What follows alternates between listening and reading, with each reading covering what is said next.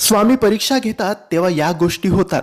या गोष्टी तुमच्यासोबत किंवा तुमच्या घरात सुद्धा होत असतील तर समजून जा की स्वामींची परीक्षा सुरू आहे आणि या परीक्षेत तुम्हाला उत्तीर्ण व्हायचे आहे.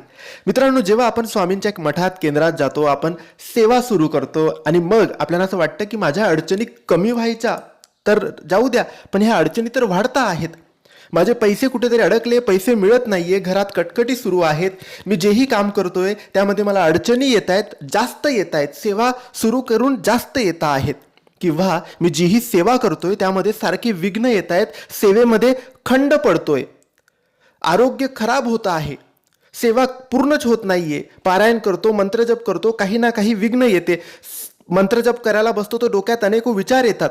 हीच असते स्वामींची परीक्षा आणि या परीक्षेत आपल्याला उत्तीर्ण व्हायचे. सगळ्या गोष्टी बाजूला ठेवून सेवा पूर्ण करायची आहे. स्वामी फळ नक्की देतात.